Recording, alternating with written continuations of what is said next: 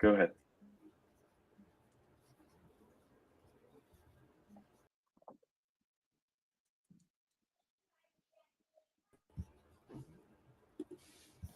Welcome to Marketing Table Talk, where industry experts share their views to help your brand stand out and thrive in today's competitive marketplace. I'm Lisa Perry, your host and fractional chief marketing officer with Captivating Solutions Group. And today we're going to talk about the emotional side of AI. We've seen significant growth in the emotional AI market, with reports showing that the market is due to grow to 32 billion by 2025. As businesses continue to adopt AI technology, understanding the emotional side of AI is going to be crucial. Today, we're going to dive in with industry expert Nick Vinson, who is a fractional chief technology officer with One Health CTO, who serves as a co-pilot for operators for functional health organizations aspiring to responsibly enable digital technology into their practices. Welcome to the show, Nick. Thank you, Lisa. Happy to be here. Yeah, Excited to dig deep into the yeah. softer side of AI. And people are really eager to hear this hot topic. And so what I'd love to do is dive in and get to the heart of it. And tell me, is there an emotional side to AI? So I'd say whose side is the emotions on? And I'd say that the consumer of AI can get emotional, but the AI itself is not emotionally charged. It cannot conceive of emotion. It can't get angry. It can't get sad. It can't dream like we humans do. So that's the curtain unveiled for you on that. Yeah. So, okay, great. So they don't have an emotion, but can AI detect human emotions? So I know we might have a pretty general audience. So, understanding kind of how AI functions might help to understand that AI is probabilities, is statistics. AI is trying to predict the next word or the next phrase, the next piece of data that would fit well for the consumer, us. And AI has been working for behind the scenes for years, and up until fairly recently, it's been very prevalent. Now it's in front of us. We're actually engaging it with natural language. I'm talking to it, you're talking to it, it's responding, and it sounds like it's a human or a friend, but it doesn't truly understand like a friend would.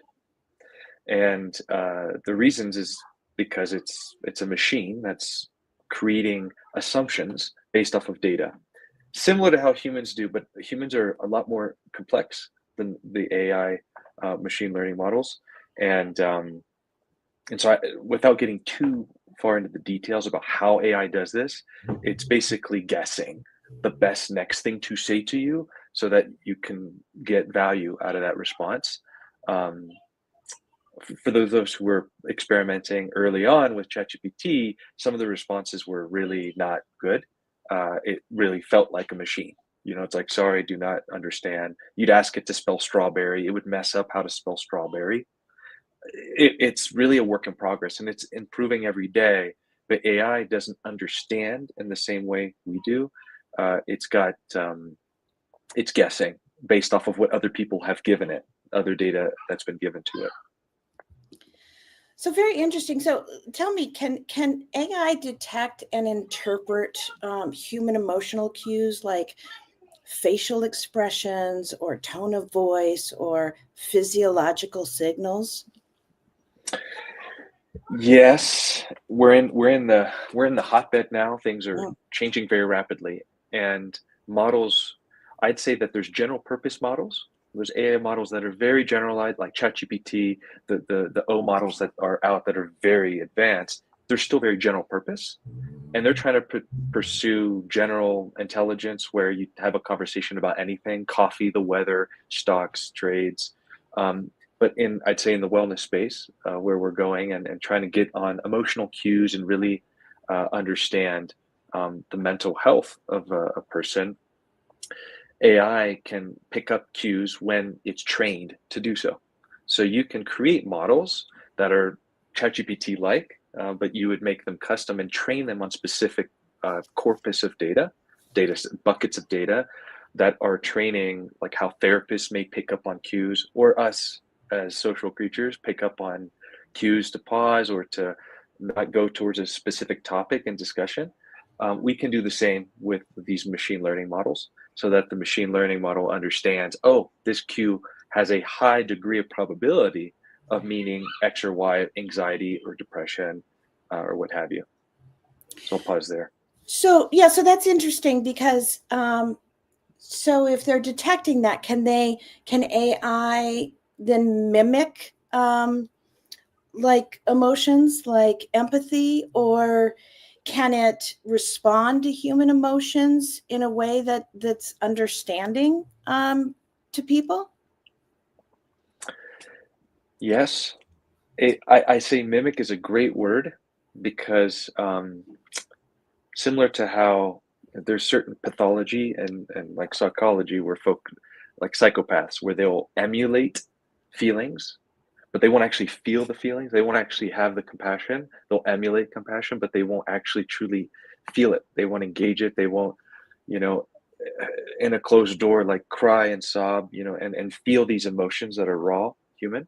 AI won't feel anything. It will emulate. So it will mimic. It will be like a mirror. Um, and so I think that's part of the danger too of AI is we start developing a relationship with the responses because we're feeling compassion. We're feeling this echo of compassion that is actually a machine that's just been trained on massive amounts of conversations that have already taken place. And they're trying to predict what the best response is for you to continue engaging, for you to, have a more meaningful conversation. But the meaningful conversation is something that's been programmed. There's goals, there's objectives. It's a machine that's trying to accomplish a certain task. It's not a friend wishing the best for you, even if they can't help you. Right. So there's this kind of, sorry, I'll pause there. It looked like you were going to follow up No, something. it's interesting what you're saying, right? So how can businesses use AI for emotion tracking to better understand consumers? So specifically in like wellness space, I'll kind of take that and looking on the front end, on the marketing ops and content generation side of things, because that's less, I'd say, less controversial than the actual like, oh, I have an AI therapist as opposed to a human therapist. Right. We'll stick to content first, and then we'll get into the ethical implications of having a therapist who's not a human. Right. So content. I think businesses today they can use. I mean, this was something I might share at the end, but I'll bring it now because it's related. Using tools like Claude AI or ChatGPT to generate content for their users, they can do that without having engagement from the consumer. But when you have all this response data that coming in, and you have all this analytical data of like, hey, what's working, what's not, you can actually use AI to read and process all of the content that you put out there and take the signals of engagement. This is text. So, if you're using LinkedIn or TikTok, and you can actually take like comments and feedback and process that for the AI to tell you what is working, what's not working, for you to be able to tailor your content strategy according to what's engaging or not engaging with your audience. And a lot of tools actually start doing this behind the scenes. Like if you're using Facebook ads, they're already using AI models behind the scenes to do predictive analysis. Like, oh, you should probably talk more about, this particular topic given it's striking a nerve with your target segment. And I would assume that, as businesses start to do that, they could start to tailor their marketing campaigns or modify advertising or content based on what they're seeing in their analysis on, we're seeing some high emotion here, or we're seeing some anger here, or those kinds of things. Can you give us some examples of how emotion AI is being used? Yeah, in content marketing, like specifically? Yeah, I mean, Yeah, how businesses in general are using yeah, it. We'd love to understand that. yeah. So how businesses can use AI, like there's different forms of AI, and what we're discussing is sentiment analysis. And so you can actually take all the content, you can pipe this into your AI model and have the AI do sentiment analysis, and it will read the language, it will understand natural language process through all the sentiment, and it'll say, oh, there's spikes around these certain content strategies that you've been implementing, and you can ask it, and with natural language, like what type of content would you suggest based off of these signals. And so this is where you go from predictive AI analytics, where it's analyzing the data to tell you what's working, what's not, to then asking it, well, what would you do? And that's generative AI. It will actually take that data and predict, like it would predict in a conversation between you and I. It'll predict, well, perhaps an image, with this type of resolution, with this setting, um, it can get pretty detailed in what it thinks. Sometimes it can be wrong because it's guessing, but that can really be a co-pilot for content branding teams when they're like, what do we produce when? The AI can actually look at the corpus of the historical data and predict, well, last time Christmas time, this type of content strategy worked beautifully.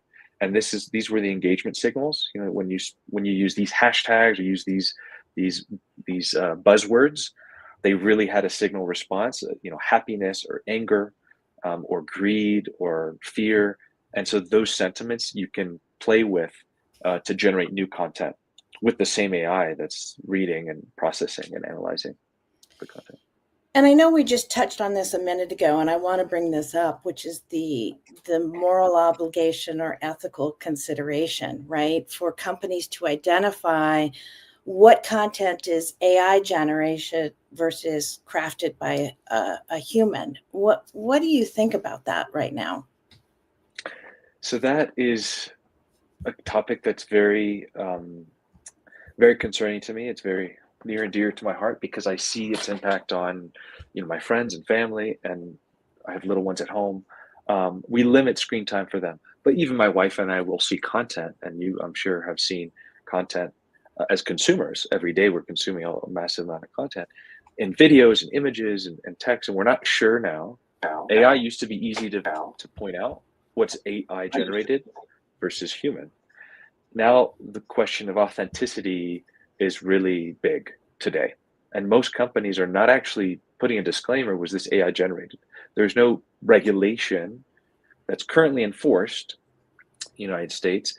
There is in Europe, fairly recently, we're talking a few months ago, um, the European Union has revised the first AI Act. So it's a legal framework to actually control how companies and organizations deploy and use AI applications in a commercial, consumer facing application. And I think everyone should read that. There is the Cliff Notes. Like if you go to, we can share the link after this interview, but it talks about transparency, and that's the core. It's like, what is AI and what is AI doing with our data to generate this very creative, insightful, content that I'm not sure if it was human generated or not. And so transparency is big, and they've spoken about having labels. So you can imagine like a video, like if this was AI generated, we'd have, live sticker up there. Okay, we're live, but also is this AI generated? Because now we're generating live AI streams. So there's now the question, is this even real, what we're doing right now, or is this AI generated? So we need to have a way to provide consumers just that signal so they know, as humans, wait, okay, we have a human presence, but there's now this AI presence that may not correlate to an actual human. But how do Oh, we know very without interesting. without the markers, without a breadcrumb, so to speak? And the EU is really very concerned about this. We saw a similar development regulation with GDPR, and that hit marketing very hard with cookies and how do you maintain cookies and consent. We're seeing that same trend right now, same parallel development with the EU AI Act that has just been released. So big response to your question, but we do have a huge responsibility as providers of AI, even if we don't understand all the algorithms. If we're providing AI in the consumer sense, to think about the end consumer's supply chain of information, like what is human versus machine generated. And I can go into a couple different directions with that, but I'll pause there. Well, and I think that leads into privacy concerns. And we've got a great question here from Michael Willis. No, sorry, I put up the wrong one. Forgive me. Michael asks, emotional AI relies heavily on data. How can wellness and marketing industries align on principles of transparency and consent when collecting and using emotional data? And I think that's a as we talk about this ethical and moral and transparency and privacy, I think this is really interesting here as we get into this. What are your thoughts on that? That's very good question. Very good question. And Michael, I think this is going to be something that we're going to see answered in the public setting here now through the end of the year to the next quarters into the new year. There is not consensus on this. I did mention the EUI Act, where there is some high-level regulation, some standards, some rules of thumb to engage and to approach and how to think about the relationship between consumer and the AI product or service that's in front of them. But in terms of collecting the data and how do we process that it does require organizations to think about, well, we had those cookies, right? Consent, you have to, terms of service for application service, you need to agree the consumer needs to provide consent for the use of their personal data. Now, is there an added consent, right? Multi-step consent that says, well, my data is going to be used to produce content that sounds, that looks like me or my peers. So I think consumers need to be educated, but also organizations that are trying to roll out AI need to be also mindful that even though the regulation isn't impacting them just yet, it's starting in the European Union, it will come. And so how do we be ethical in our use of data? How do we anonymize data properly? There's techniques and strategies to make sure that, if you have two people that you're collecting data from, it's not going to be anonymous. There's minimum thresholds of amounts of data that you can collect, you can anonymize, and then you can truly create, personalized advertising or marketing or products and services.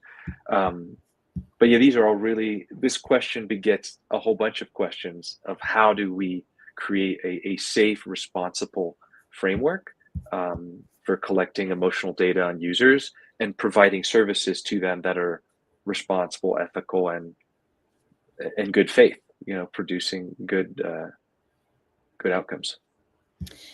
Yeah, and I guess, how can brands ensure the consumer's protected as well? Like, how do they obtain a clear consent from the consumer as well? How do Brandon? How do for yeah. in terms of that this is AI generated and that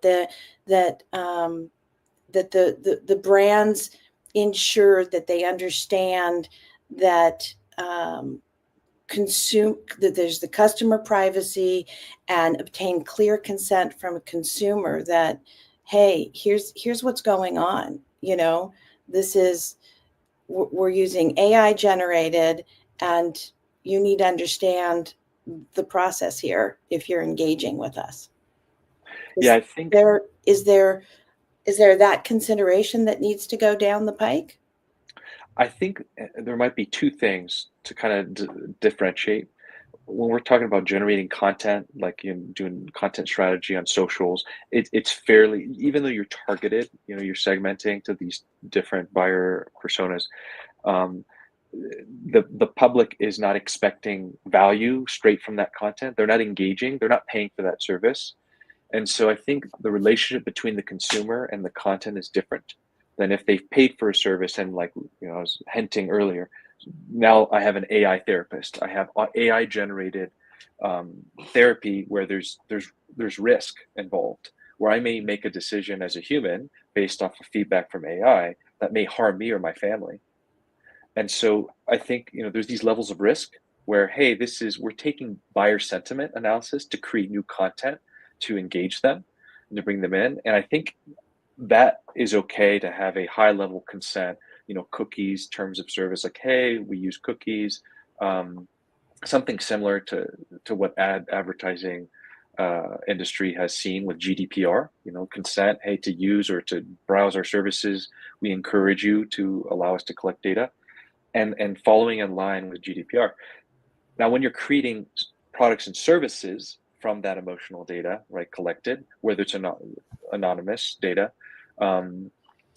that's where I think the consumer needs to be more involved. Humans need to be involved with that so that the AI isn't replacing the human.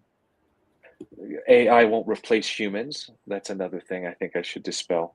There's so many things coming out Right. because Exactly. that AI is going to replace our Thank jobs, you. replace wellness, replace marketers. It's going to enhance and amplify those who Right. use AI. There's a It lot of won't, fear around that. and I think that fear needs to be dispelled, and it's not said publicly enough that AI will not replace people. It will just empower those who choose to use AI. Mhm. And what will happen is there'll be an unfair advantage. I think we mentioned this off the record, Lisa, but I'll bring it here in terms of some of the pros of using AI for marketers. Scale, like, you're able to produce massive amount of highly engaging, high quality content that traditionally you would need to have a whole staff team, to produce, and it would take months, to produce. Now you can collapse that to weeks. So though the individual marketers who are embracing that now, it allows them to operate at a new level. They can think more strategically, they can think higher level, and use the AI to amplify their reach, not replace them, right? And so it's going to change how teams are distributed, I'm sure. Like, everyone will be kind of a manager of an AI. They'll have to understand how to wield AI to launch these massive campaigns. I like how So, you said that, a manager of AI. yeah, You've got to get in and understand it so that you can manage and exactly. um, uh, understand that maybe your role will shift to being at a higher level of overseeing how to evaluate the content and figure out how to strategically manage the business with these AIs. I like that. I like how you said that. We have another great question here from Lynn. In what technology platforms are healthcare providers starting to incorporate AI to serve patients more intuitively and with greater efficiency, i.e., using AI in call center ops? Well, AI and call center ops. Actually, can we keep the question up? This is really Yes, good. There's a please. couple parts to it that I want to Yeah, address. it's a great question. Yeah. Um, this is really good. And so, different what technology platforms? I mean, everyone's using this: Google, Cloud, Microsoft, Amazon. Everybody. OpenAI started this, but everyone is coming up with their own a la carte models, and services around AI. But I'd say specific what is pragmatic for most folks who are just getting into AI and they're not AI engineers or machine learning scientists. The call center is a good example. There are solutions now that are off the shelf that are fully automated call center ops, where you can actually deploy call center agents, but they're not human agents, they're AI agents, and they will actually take calls. They'll do a little bit of sales development work, and this is hot off the press. Early on, it was not good. It was, I'm talking to a machine. Let me talk to a supervisor. But now it's becoming eerily comparable to a human agent. Again, whether or not the organizations are disclosing and making the disclaimer that this is AI agent that's taking the call, that's part of what we've already covered. But that is in use currently today. I would, going into patient care, I would go kind of, in the back office, um, inpatient, uh, in inpatient flows. We're seeing a lot of AI being used to integrate with EHRs, where there's techniques for data privacy. So you're not just feeding all this electronic health record information that's, you know, PHI, personally identifiable health information. You got to be mindful, right, of the individual's data, especially in health.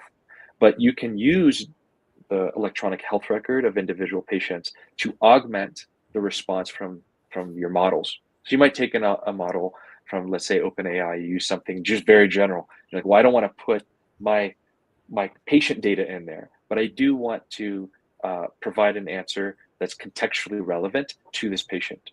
And so what you can do is have models. I keep using OpenAI as an example. There are more healthcare compliant models out there, but you can use context of electronic health record information of a patient to contextually drive a response to a patient who is trying to check in or schedule for a specific visit, and they're not really sure. They're trying to triage the condition they're having, and having that integration with EHR and AI that integrates with EHR, you can seamlessly triage to say, hey, this is a high risk request versus a low risk.